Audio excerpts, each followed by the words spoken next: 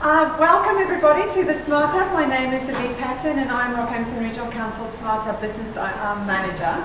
Rockhampton Regional Council is very committed to supporting our business owners and local entrepreneurs. And one of the ways in which we're demonstrating the support is by hosting these monthly lunch and learn events. Now, the purpose of us all being in this room together and everyone who's joining us on Facebook is for you to take away at least one thing that you can implement in your business straight away that will make a difference. So the Smart Hub really this year is focusing on how small to medium enterprise and startups can use technology to either grow revenue, grow their team, or save time. So in January we had chatbots, which we focused on, and today we have another exciting technology, which is podcasts. Now every month we invite an expert in the technology that we speak about to teach us the what's, the whys, the hows, and the what ifs around the technology. And today we have another amazing expert, Michelle Gately. Michelle works for the Morning Bulletin, and you would have seen on the marketing that she is obsessed with her own podcast feed. She's both a creator and a consumer of podcasts. She'll tell us about her podcast, but I said to Michelle before, tell us one thing that these people wouldn't have read on the marketing that's interesting about you. And I'm going to share that one thing with you. Michelle is a pole dancer. And I had to write down, she does the pole dancing at Full Metal Studio, is that right? Yeah. And so not only is Michelle blogging, podcasting, working, but she's also pole dancing. Thanks for that, Michelle. Thank you. So I struggle to call myself an expert, but I am definitely obsessed with podcasts. And I don't even actually know, I don't want to guess how many hours of podcasts I listen to a week, but I have 140 in my feed at the moment. I don't listen to every single one of them yet, but they're on my list. It's like me with books, I just keep adding them. So, as Lee said, I'm a journalist at the Morning Bulletin. I've been there for 5 years now, and I've worked a lot across a lot of different areas there. But podcasting is my hobby. So I started with my friend Caitlin, who's actually in the audience, and she works with the Investment Collective. So we started a hobby podcast just for fun, just to talk about our love of books. But I'm also in the process of writing a very, very different scripted podcast, which will be about Rockhampton serial killer Leonard John Fraser, so a totally different direction.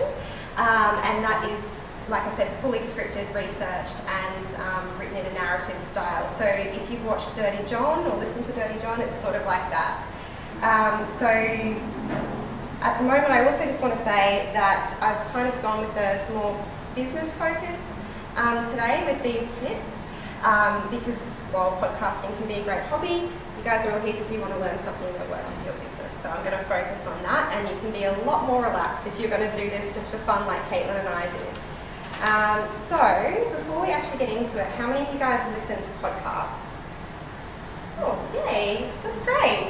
And so how many of you listen in the last week to a podcast? Excellent. You're my kind of people. I love it. I love that. So I don't want to overload you with statistics, but there are some really, really interesting things that are coming out. It's hard to sort of pin things down because it is such a new medium as well, and a lot of the stats differ between America and Australia. But these stats come from Nova Entertainment's Podcasting Intelligence Report. So that's Australian based, and they had a survey which found 3.5 million Australians are listening to podcasts. And that's between the ages of 16 and 64, which is a pretty good span. My mum is obsessed with podcasts as well. She loves Richard Feidel's conversations. So that's 1 in 4 Australians. 20% of people only started listening in the past 6 months. So it's continually growing. And then of those 20% of people who only listen, of those people who were surveyed, 21% listened to more content than they did a year ago. And I don't know about you guys, but when I started listening to podcasts, I had 4 or 5, and now I've got over 140, and I just keep adding and adding and adding. I had 110 last week, so I just keep going. So what makes podcasts great, as people who listen to them know, is the ability to listen to them wherever you want. And it makes it really, really powerful because you can have them on the go. So this image is from the same report that I mentioned, the Podcasting Intelligence Report.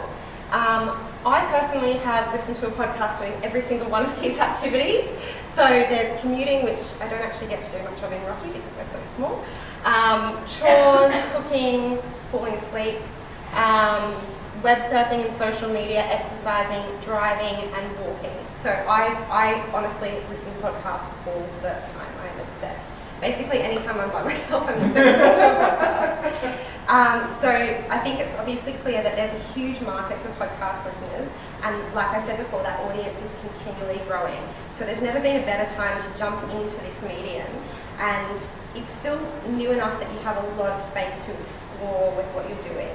And I find audiences are pretty forgiving of that as well, especially if you take them on that journey with you. And Caitlin and I have definitely tried and tested a few different things, and we may have made a few mistakes, but we've always communicated that with our audience and been very open with them about that. So the really important thing for me, and probably the number one takeaway if you're not already listening to podcasts, is related to this Stephen King quote.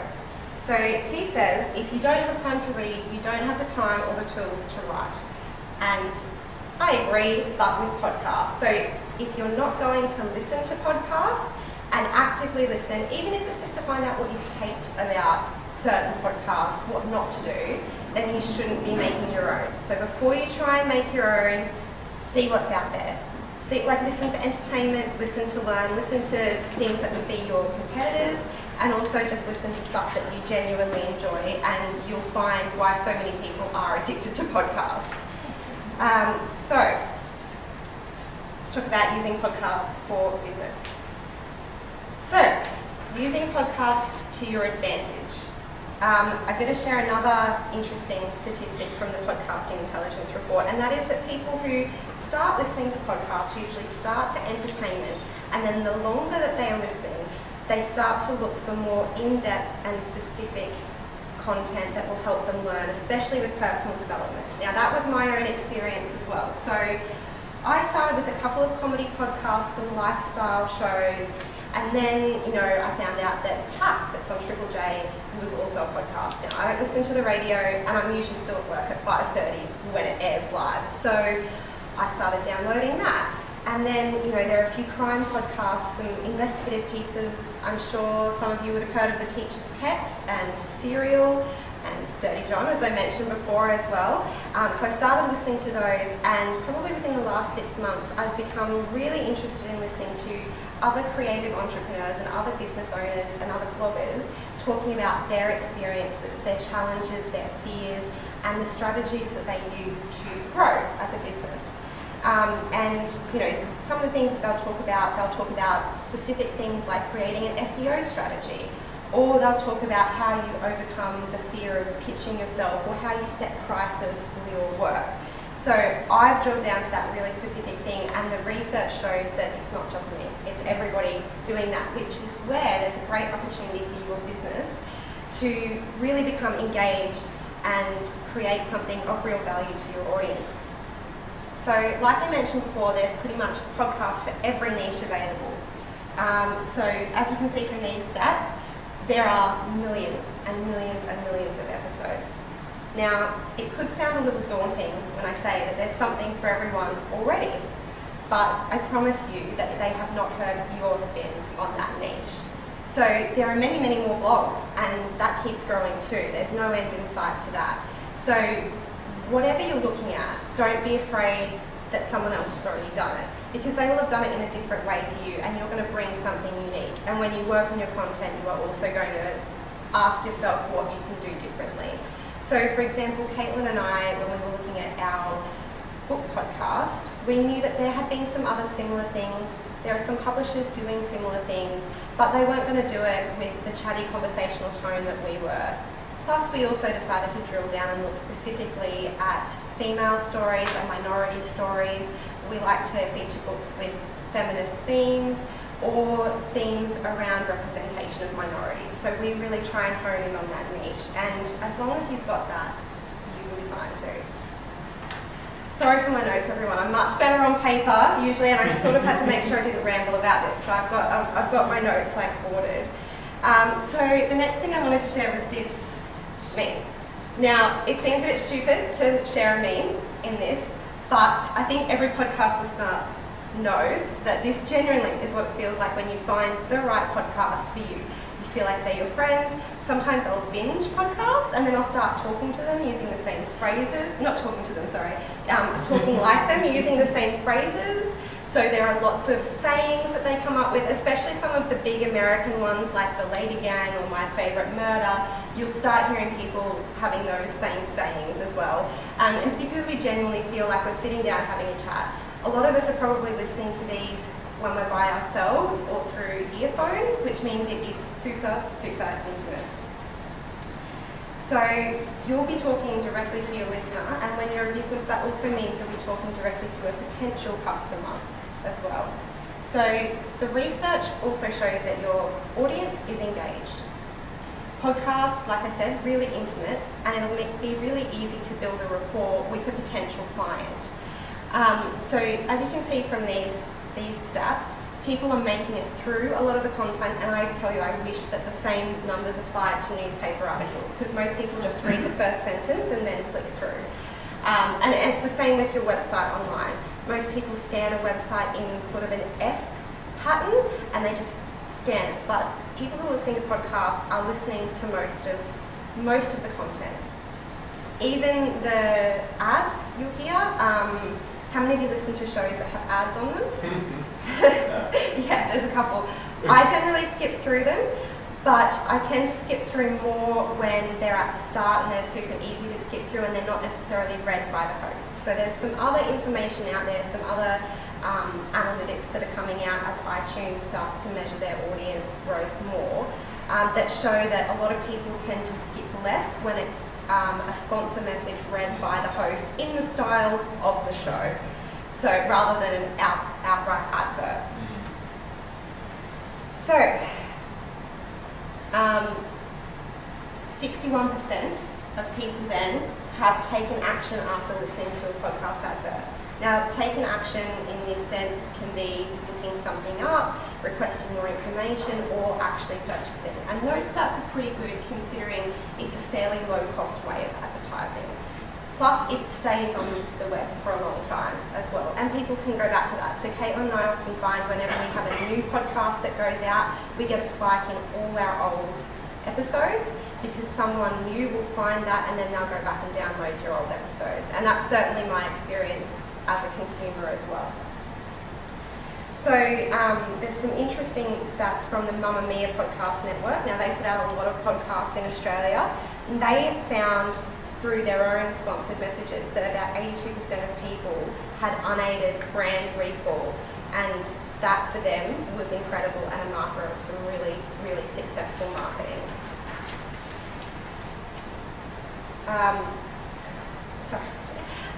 The last thing you want though is for your podcast to just sound like one gigantic ad. And that's where I want to be able to help you guys. So we're going to have a talk about content creation, because no one wants to sit through a giant ad. But if you create a branded podcast, you can still create something that's really valuable for consumers. So I have two really rough categories for podcast types. And these are just my own personal things. I don't know what everyone else calls them. But I would say there's conversational and there's scripted. So you need to kind of decide on what style of podcast will suit you and suit your business first. Now, with conversational styles, you can have yourself interviewing people, you can be chatting to a co-host, do what Caitlin and I do and have co-hosts interviewing people. The alternative, of course, is a fully scripted narrative where you sit down and write everything else and you sort of read it, and it's much more formal. So there's still a lot of research involved with planning a conversational podcast, but you just do it in a much more chatty way like this. And you can also, your audience, be a bit more forgiving of that too. For a brand that's new to podcasting and thinking about starting a podcast, I think probably, honestly, I would say go with a conversational style, just because it's easier to build that rapport as a brand. And you start to feel like you're friends with the person that you're listening to as a listener, rather than having someone sort of talking at you. Narrative and scripted styles generally tend to work better for investigative pieces. But there's no reason why you can't do a couple of more scripted episodes if, for example, you wanted to have 90% of your content be interviews, and then 1 or 2 small episodes, like I said, talking about how to implement an SEO plan or something like that, where you step people through very specific things. And the level of scripting could be up to you as well. If you want to do something that's conversational but still give yourself a lot of notes, like I've tried to do today, you can definitely do that as well. It's totally up to you. So the main problem that businesses are going to face is creating engaging content that doesn't sound like an ad, as I mentioned before. But it is absolutely doable. It's probably going to be more beneficial if you're a business that offers some services online as well, because you are opening this up. It is a worldwide market, and so if you only offer services in Rockhampton in a physical location, you're probably not going to see that much of a benefit, although you will be able to engage deeper with your current clientele. But you're definitely going to see a bit more engagement, a bit more opportunity when you offer services online or at a national level. So, engaging content, as I said, this is probably the most important thing, even if you're doing it for fun. So like I said, Caitlin and I came up with a strategy that we wanted to use for our super fun and casual podcast, and we try and stick to that because we still want to give our listeners something of value, because no one, even though we want it to feel like a conversation, no one does just want to sit and listen to us talking about stuff for 2 hours. So we still want to have some sort of structure. So as I said, our philosophy is to amplify the voices of Australian authors and authors who have minority backgrounds. And so I think getting down to that niche as a business is really, really important. So as a brand, hopefully you've already got some brand values and you've already got a niche that you're looking at. So this should be fairly easy to go back and explore and think, how can I turn this into audio? How can I target this niche in audio? I think the first thing you would want to do is to define your ideal listener. So are they male or female? What's their age? What's their income? What do they want? What do they want help with? What are they Googling to ask for help? And like I said, this should be fairly easy if you're a business, because you've probably already done this to work out who your ideal customer is. Now, for brands that have multiple demographics, in this sense, you could choose a couple of different demographics and you could target them in different seasons of your podcast. So you could, for example, do season 1 aimed at females in their 20s with a disposable income of X, and you could look at strategies and things that can help them. And then the next one might be retirees who are looking to, you know, I don't know, maybe they want to travel, and so you have a different focus, but it relates back to your content and to your brand values. But you can define them in that way so that you're not just doing a mix-up of episodes where one's for the 20-somethings, one's for families, one's for retirees. So you can try and segment them off so that people can listen to them in chunks. I would still say, as a new podcaster, it's a good idea to plan out seasons regardless, because it's a lot of work if, like Caitlin and I, you just do it ongoing. So at the moment, we do a podcast episode every fortnight. It used to be weekly, but we have too much stuff going on. So it's become something that we do fortnightly.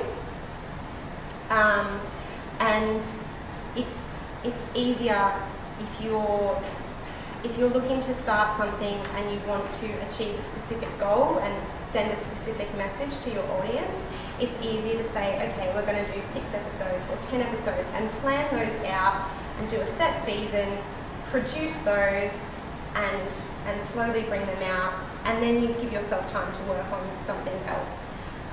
Caitlin and I didn't decide to do that because we love chatting to each other and we just like the challenge. But you guys, if you've got a business, you've got lots of stuff that you need to be doing, so it's easier on yourself if you give yourself a set time and then a bit of a break to build up more content, because you can roll them out then at any time that you want, which I'll talk about a little bit later. So I should also say, I mentioned it a little bit earlier, but changing things is also totally fine. So I just said that Caitlin and I went from weekly to fortnightly, and that's totally fine, but we did a tiny little 15-minute episode explaining to people why we were doing that and just letting them know, because you want your listeners to actually be like your friends, and you don't want to treat them necessarily as your customers, even though you are going to talk to them about things that you can potentially offer them.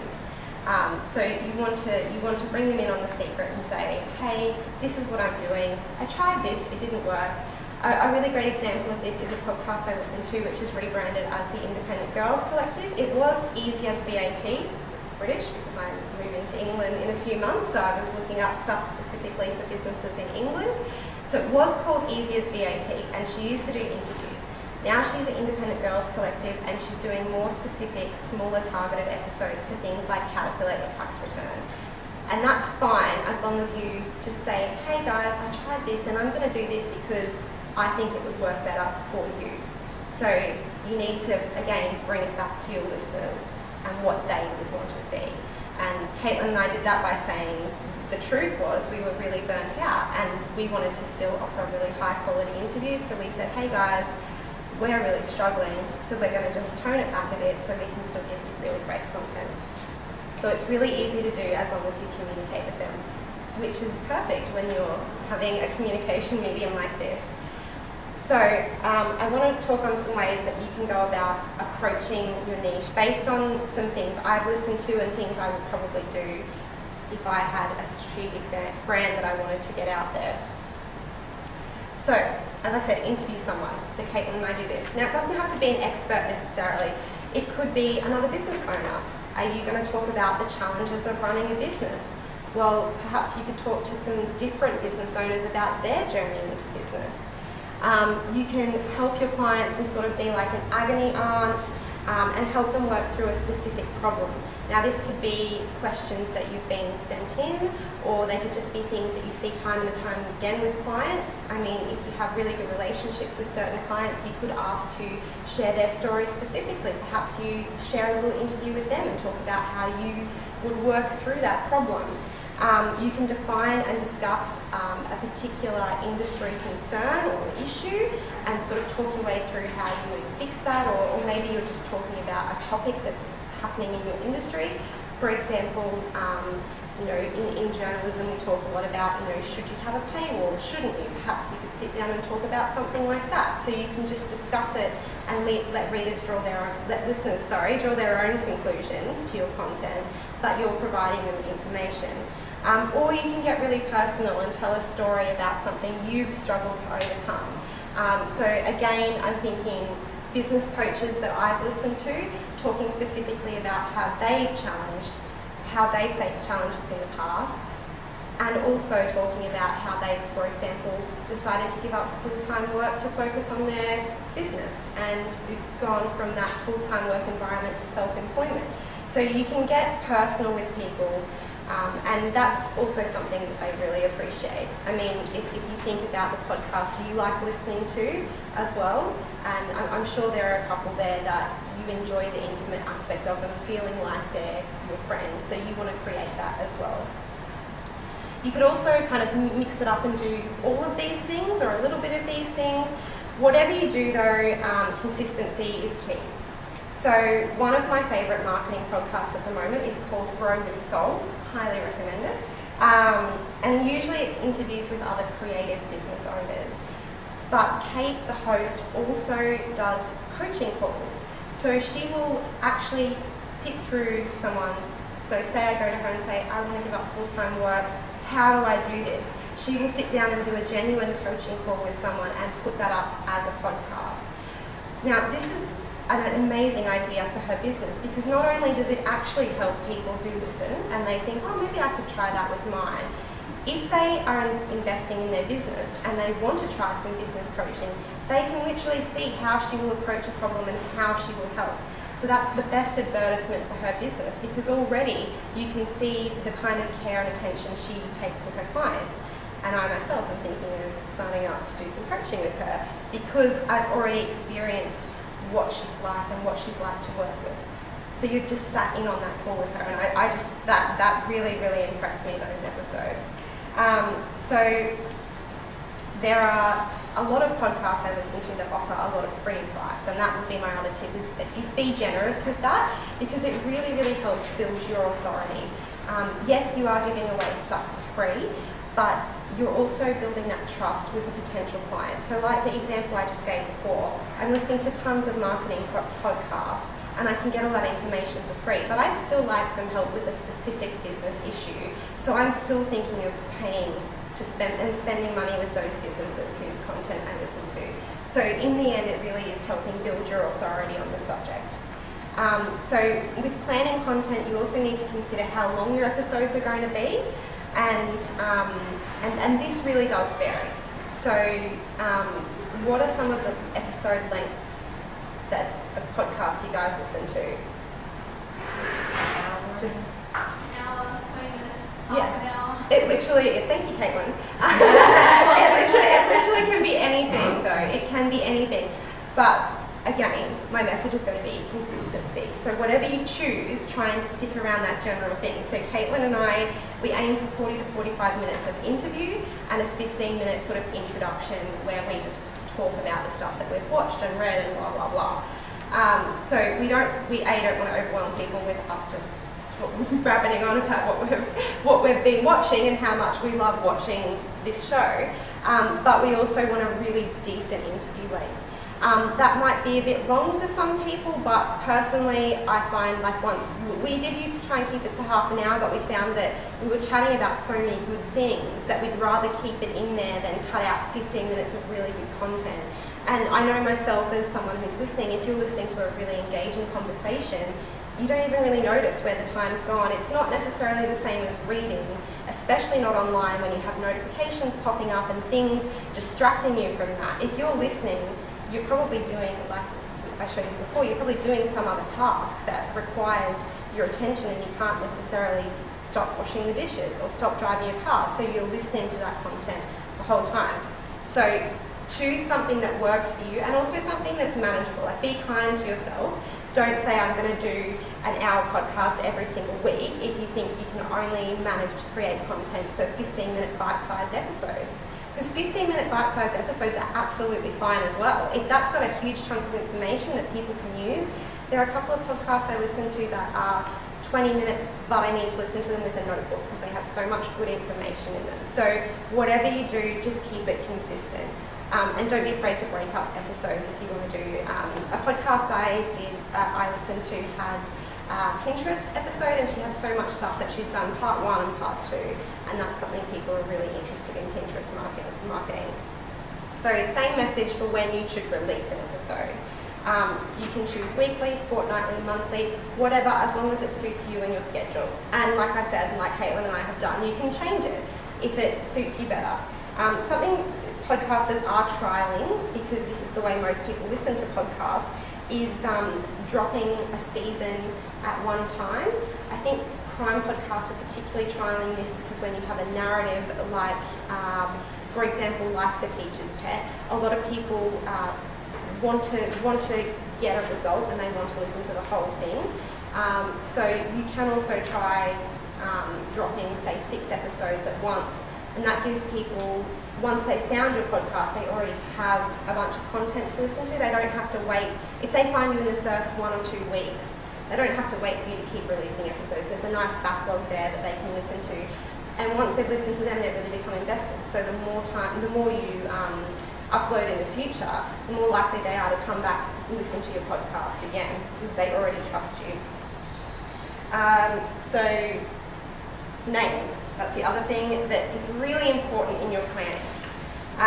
So I don't want to see anyone ever doing podcasts that are brand podcasts that are literally just their logo or their name, because that is an ad. That really turns people off, and I would not listen to that. Not that you necessarily want me to listen to it, but you want to engage people. You want to say, hey, this is more than just an ad. For Casper Mattresses is actually one who does it. They do a podcast where they talk about dreams and they analyse dreams. It's all sponsored by Casper Mattresses, but I actually can't even remember what it's called now off the top of my head, but it's not called Casper Mattresses Podcast. So you can have, Better Words sponsored by blah, blah, blah, or whatever the name of your company is. But just try and keep it something fun, something that relates to the content that you're going to be talking about, and don't hem yourself in too much. So this is something Caitlin and I were very, very proud of, because right from the start we didn't want to just be talking about books, and we never have right from the start, but we chose a name that was playful enough to allow us to talk about other forms of media as well. A short name works better because this little square will be in a feed with dozens of others, and it will be really small on your smartphone screen, which is where most people are going to be consuming. So my particular podcast app has about 9 on my screen, and you really want it to stick out amongst that. You don't always necessarily have to use photos. This probably works where, like us, the hosts are kind of the main thing, I guess. We're interviewing people, but getting some graphic design work done, if you can get something done which reflects the content you're going to talk about. And look, if we'd been better graphic designers ourselves, maybe we would have gone a different direction. We're super happy with this at the moment, but there's always kind of room there to create a little bit of artwork that really reflects your business and your brand. So before I move on to some of the technology basics, my main points with your content is give something of value to your readers. So listeners, sorry, I'm so used to talking in newspaper terms. Give something of value to your listeners. So ask yourself what you are giving them. What are they going to take away from it? Even if it's just something fun, although, as I said, I'm talking in business terms here, but there are some podcasts you listen to just because the hosts are really funny. But a lot of the time it's, a bit of information. Hopefully from ours it's a bit of inspiration or a new book to read. So even something as simple as that can drive the content that you create. So the technology elements, the most daunting part of our podcast, because we are both definitely word people, and I most certainly am not the most tech-savvy person, but together we have managed to sort it out with a couple of crises. So we've missed one episode because our editing software wiped our entire edited episode, and we didn't have time to do it again. And I think I just texted Caitlin and was like, "No, I'm out. I can't do it. I'm just going to cry. If I have to do it again tonight, I'm just going to go to bed." So that's how angry I was. So I just that was it. I was done. But to be honest, most of the technology we use is really, really simple to use, and I hope that everyone will find it simple as well. So at the very basics, you need a podcast host. So this is like, you guys all have websites for your business. I really hope you do at this point in 2019. So if you have a website host, it's the same sort of thing. This is where your podcast is going to live. But you'll get an RSS feed, and that is the feed, that is the link that you're going to give to iTunes, or that your podcast host is going to give to iTunes and all the other apps out there, so that they can constantly refresh whenever you have a new episode up. So you'll upload your episode to the podcast host, you'll hit publish, and then they'll send it out to all the places that you said you wanted it to go. iTunes is your main one because there are a lot of Android apps that pull from the iTunes feed, so as long as your podcast is approved by iTunes and on the iTunes charts, then that it will appear in, I think there's probably about 10 other apps it will automatically appear in. Unfortunately, there are some others like Spotify that you have to specifically apply for. It's hard to get onto Spotify, and it takes a long time, so we haven't managed to crack that yet. There are a few others, like I think Stitcher you have to apply for, but for the most part, get it on iTunes and then worry about the rest later, because most people either listen directly from iTunes if you're an Apple user, or if you're a podcast snob like me, you've probably got your own app that you listen to, and that will pull from iTunes usually. So we use a host called Anchor, but we used to use Libsyn. So it's a really long-established paid service. I think from memory it was about $15 Yeah, we paid about $15. $15 a month for 250 you ask? I don't know.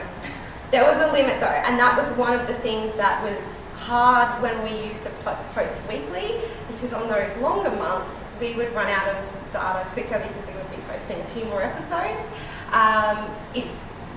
It badly needs a redesign, but it's fairly easy to use, and it's fairly self-explanatory to load an episode.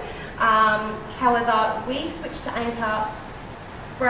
We chose to use a free service despite the obvious risks involved in a free service, mainly because we had already established our own iTunes accounts with our former host, and we do this purely as a hobby, so we really wanted to cut down costs that we were paying out of pocket. But, you know, who knows what will happen in the future. We would be happy to move if we were getting a sponsor or something, who knows. But a lot of people use paid services. The prices are pretty good, but like I said, when you're doing it totally as a hobby and it's not earning any income for you, then you probably just want to cut down those expenses. The other thing that's brilliant about Anchor, and which may make it appealing if you're a bit of a technophobe, is that it is super, super well designed and easy to use. The other reason we love it at the moment is because we're based in Rocky, but we're interviewing authors internationally and nationally. We need something that will easily connect us over the web, and we've found Skype can be crackly, and we've used other services that sometimes have tech problems and drop out. So for us, Anchor was great because it essentially works as a phone call, and we just talk into it like it's a normal phone call, and the audio is all leveled out. There's no tinny sound or anything like that. Each person is recorded at their own end, and it sounds nice and crisp for a telephone conversation. So again, this sort of comes back to, if you've planned your content in advance and you think about if you are going to be interviewing people, think about how you're going to be interviewing them. That might be an easy option if you're going to have to be doing stuff over the phone. And then, so I should say there are a bunch more options. Like I said at the bottom of that, there are so many more options, but it comes back to prices you're willing to pay, how much hosting you want, what other options you want with it. And I just wanted to give you guys free ones that I can personally say we've used, but there are a lot of other options out there. So the next thing is actually recording. Now, we bought a microphone straight out. We were like, yeah, we're so professional. We've got a microphone. Now that we're recording with Anchor, we don't have the option to use a microphone with our phone conversations, but we haven't found any problems with our audio. Something we did find even with our professional mic is that it often sounded quite echoey because of where we were recording. So it kind of, again, I didn't want to give you too many specific microphone tips because it comes back to the type of content you're recording. There's a couple of really good options from Rode. They make some podcasting mics now, but something to consider if you are interviewing people and you're going to be interviewing them in person. A lapel mic setup that plugs into your phone is super simple to use, and you can both wear a little lapel mic about here.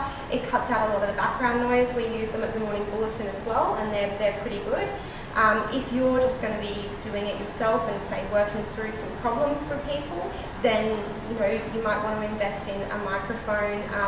They start at about $100, but look at what it's designed for. So ours was designed. It sort of picks up a lot of background noise, whereas some podcast ones are designed to sort of eliminate as much external noise as possible. So it's probably best to do that research based on what you want to create. But I'd also just like to stress that you don't have to have a microphone to start. And my podcast producer for my crime podcast would kill me for saying this, but the sound quality to me isn't quite as important as the content. It definitely is for a scripted podcast like The Teacher's Pet, or one where you're sitting down and telling an investigative story. But with interviews, I think most people are forgiving, and I certainly have listened to some bad audio because I know that someone in England is interviewing someone in America, and I can forgive that because what they're talking about is so interesting. So again, it's sort of communicating that with the audience. I think once or twice we've had to say, yeah, we had a really bad connection with this, so there are a few bits that are a bit patchy, but it's just, honouring your audience and saying, hey, it's a really good interview though, like just stick with it. So don't feel like you have to invest. If you want to start recording on your phone and kind of get a feel for it, and you're like, hey, I like this. I've done 6 episodes. I might get a mic. Just don't feel like you have to. So the next thing is once you've recorded your podcast, you will have to edit it. Now, usually there's not actually too much Caitlin and I have to do. Maybe there's a few ums and ahs. It's amazing how much we all do that, even though we say we hate it and we think we don't. It's incredible once you start recording yourself, how often you say like, so, but, all that sort of stuff. If I have to hear myself say like again when I'm editing, I think I will scream. So there are two, I just did it again. There's 2 programs. We use Audacity. It's very, very low tech, but very simple to use. And you can just go in there, you can make some cuts, you can have a couple of different tracks if you need. If you do want to get fancy and layer it all up, and you're probably a lot better at tech than I am, you can use DaVinci Resolve, which is what we're using to edit at the Morning Bulletin and what we're using to edit the Crime Podcast, because we have 7 or 8 different people who we need to bring in, and with that you can layer it all up so they have their own little channels and stuff. And thank God I'm not doing that, because I'm confusing myself just telling you about this. So I go for the easy one, which is Audacity, and like I said, those are both free though, and they can be used on Macs and PCs. Basic editing tips, considering the levels, especially if you're doing an interview that's over the phone, which we face this problem a lot, where one person might be a little bit quieter, or one person might have moved a bit closer to the mic and you get a bit of a burst of sound. You can just sort of bring those particular elements down, so just try and make sure it's all even. So if someone just thinks someone's driving along in their car, you don't want them to suddenly just have this big burst of sound, or to be really quiet and being like, I can't hear what you're saying. So definitely just think about leveling it out. The other thing that Caitlin wanted me to remind you guys is that when you're recording, if you do make a mistake, just stop, pause for a minute, and then keep going, because that means you can cut it appropriately in the track. Same with when you're asking questions too. If you're asking questions of someone, it's better to have a bit of a gap there that you can cut out, rather than going straight into something else. Same with when they finish a question too. Just try and take a minute and pause.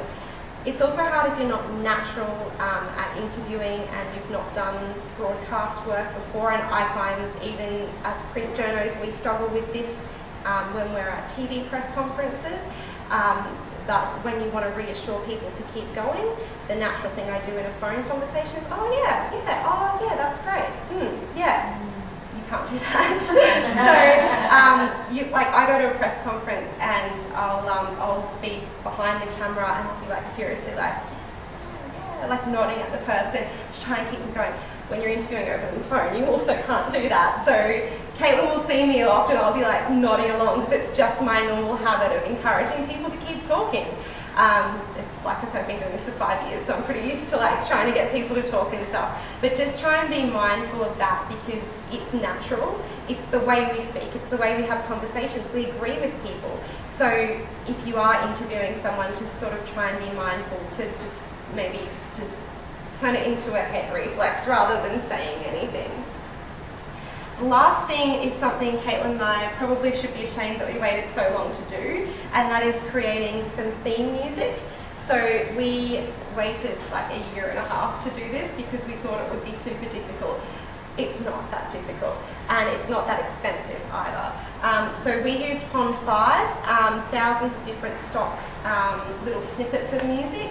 Then you can kind of put in what vibe you want. So we wanted like a nice upbeat sort of acoustic track, so you can find something that again suits your content. Obviously you're not going to use that if you're doing a crime podcast, but yeah, you want something that sort of matches what you're going to be talking about. And from memory we paid like about $30 for our 1 minute track, which we use at the start and the end and as a transition. So for most podcasters that'll be fine, but just make sure you do read the terms and stuff of those. I've just got so caught up in this I didn't even keep up with my notes. I think that's almost all that I have to tell you.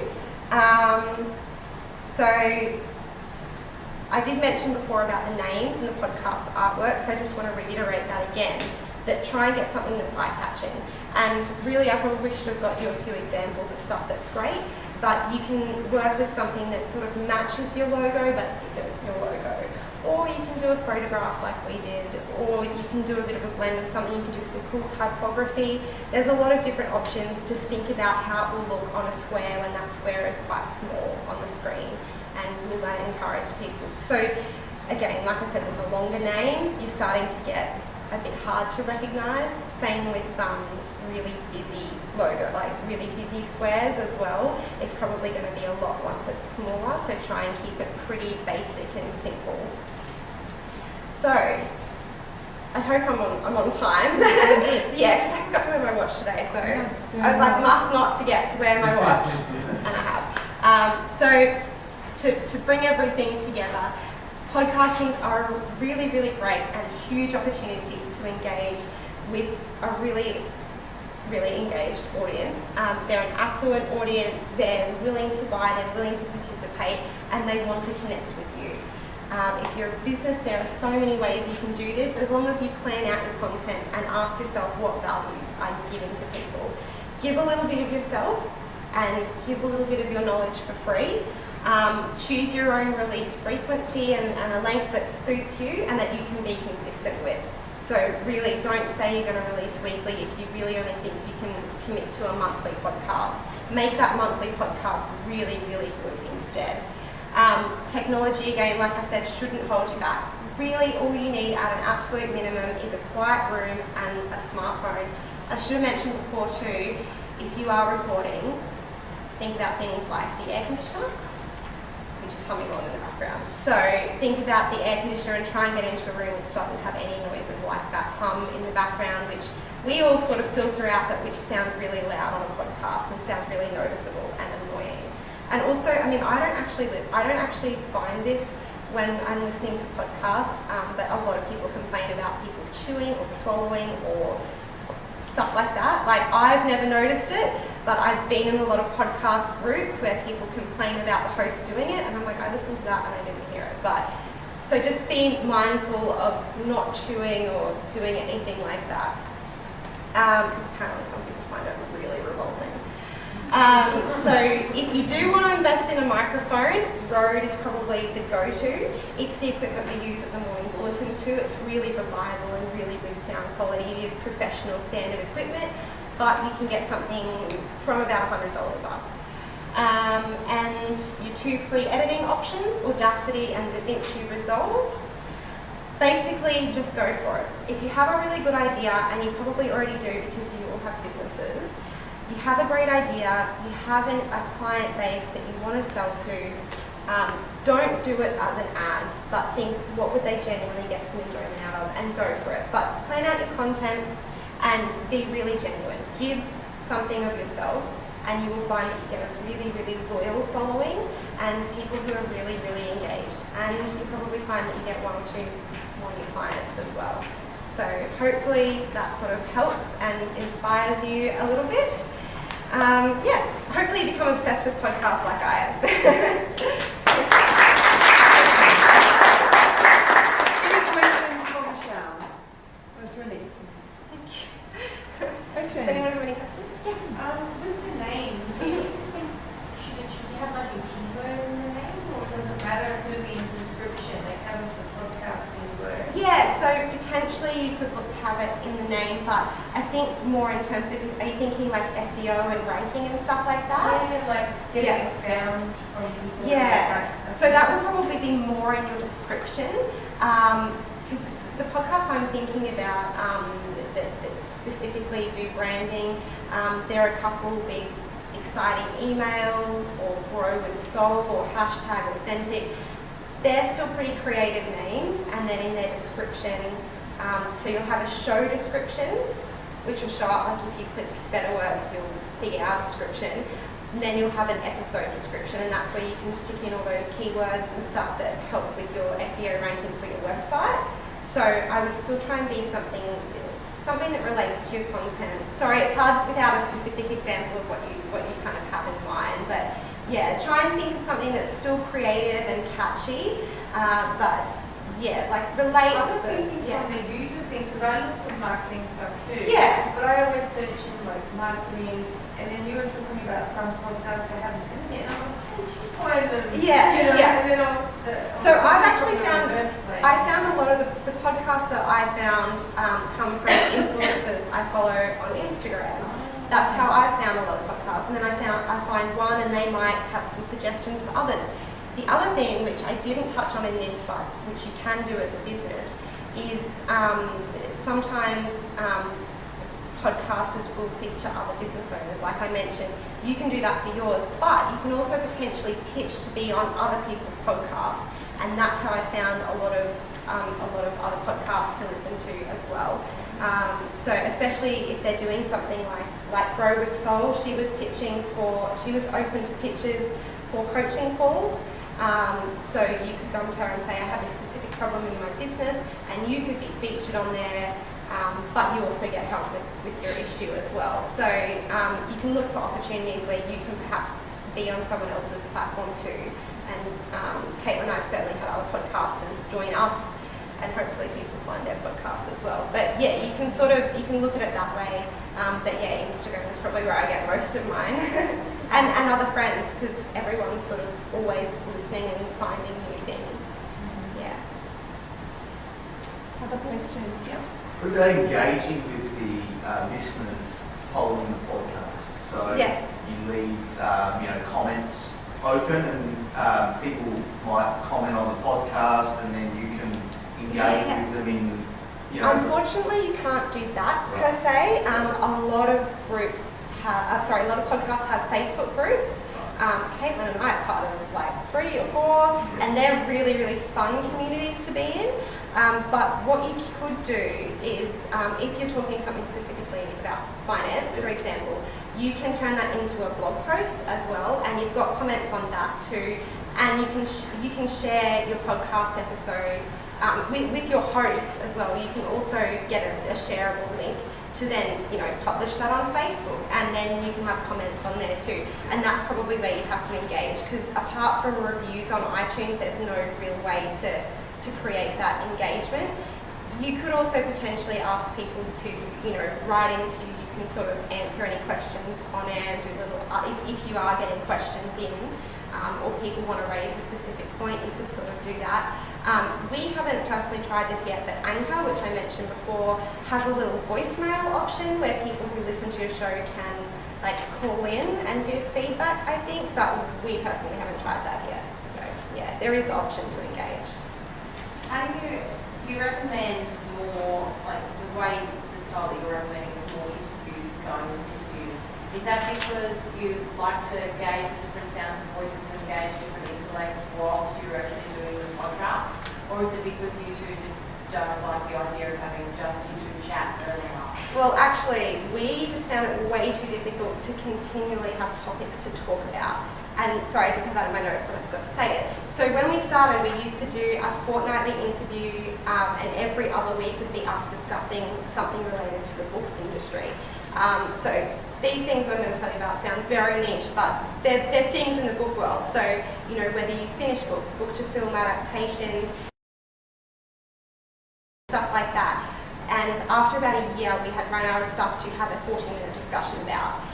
So we decided to switch back. So that comes back to your actually planning out your content and working out how many episodes can I talk about this sort of stuff for. So if you're doing something super broad like online marketing, you've got so many different options, but we're already quite niche. So we literally just found it really hard to have something consistent to talk about. Also, we just didn't like the idea of being able to talk to some of our favourite authors as well. Yeah, so it was a chance to kind of be fangirls, but now it's evolved over more than a year, has evolved into us sharing stories of people who might otherwise not really get as much publicity around their book release. So and sharing authors who have more than just their book to talk about, really. But it can totally be up to you. And that's why I said also, it doesn't have to be, an expert in the field. It could be another business owner. It could be a friend who might be at the same stage in your business, and you just have a chat about what different challenges you've faced in your business life, for example. or you can just have a chat with a friend about a particular aspect of so there are podcasts like there's one called The Little Chapters, and that has things like decluttering, or it's just little aspects of your life, and it's just friends talking about these aspects of their life, so comparison, or the pressure we put on ourselves at work, things like that. So yeah, you don't have to go with interviews, especially if you're not necessarily confident with that, but yeah, there's a lot of options. You can pretty much do anything. Does anyone else have any questions? Just about you were talking about having seasons. So are you classing, so if you want to do 6 episodes on a particular subject, that's what you class as season? That can be a season, yeah. And that's a season. Well, that's how you have complete control over that too, as the podcast host. Usually, when you put your podcast and you upload the podcast host, it's like if you guys use WordPress, it's like creating a new post for WordPress. You'll have a title, you'll have a description, and you can put an episode number and a season. So you can define that. And a season could be 40 episodes, and then you take a bit of a break, which is what Caitlin and I did. And we just use it to split up year 1 from year 2 that we were doing it. But then you'll get some other people who, I think a really good example of this, I think it's called The Pineapple Project by ABC, and that had just finance in the first bit, and now I think they're doing workplace culture.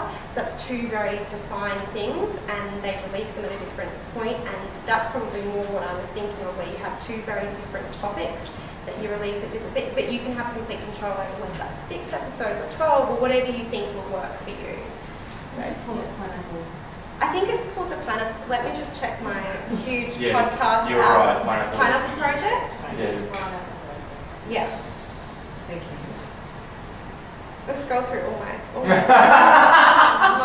amazing amount of podcasts. Pineapple is the other.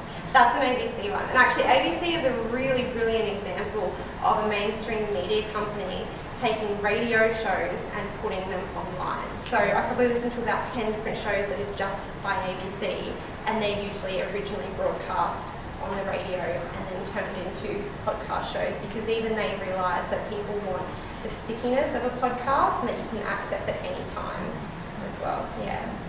Last question. Yes. I was just wondering, what's the time actually that it takes you to film, edit, usually recording, we set aside about an hour for an interview, because you've got a bit of introduction at the start and the end, and we'll have a 40 to 45 minute chat.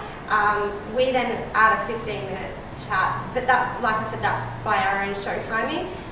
In terms of editing, it can probably take anywhere from 1 to 2 hours. It takes about double the amount of time Yeah. audio that we have. Yeah. You listen to it all again and then it cuts.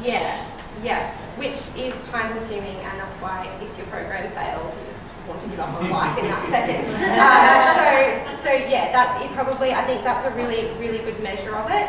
And sometimes it takes a bit more if you've got a particularly, you've had to stop and start a couple of times or something like that. And then there are some times where literally all you have to do is top and tail it and you're pretty much fine.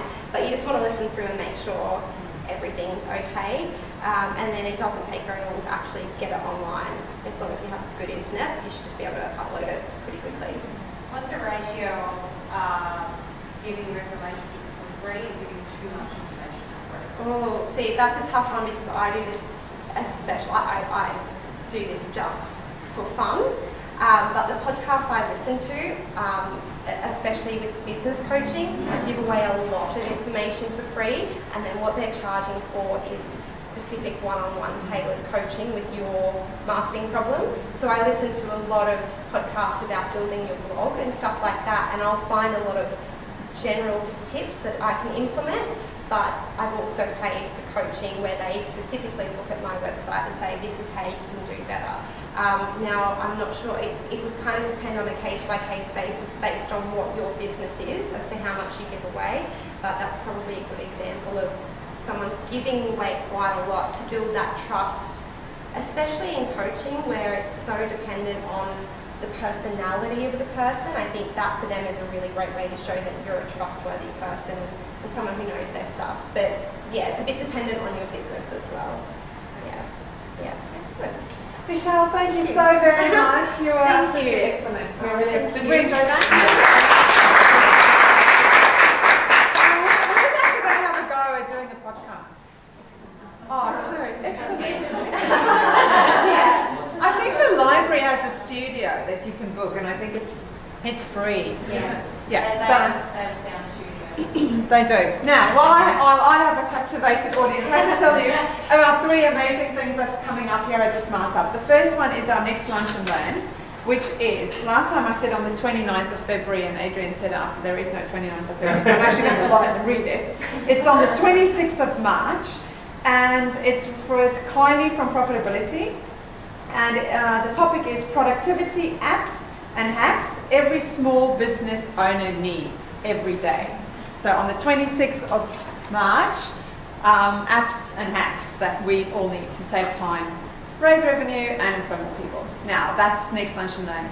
Every Thursday, as I said before, we kind of shifted our focus this year to really helping small to medium enterprises as well as startups. So every Thursday we host a Hub live Facebook event, and we talk about two different members and people from our community about how they are using technology. At the moment we're focusing on marketing, so at the moment we're talking about how people are using technology to increase or improve their marketing, but we will go through everything from marketing to sales to service and delivery to money to systems to team direction and leadership. We'll be talking about everything that pertains to business and how you can use technology to do it better, easier, faster and cheaper. So 1 o'clock on Thursdays. And I've left the best for last.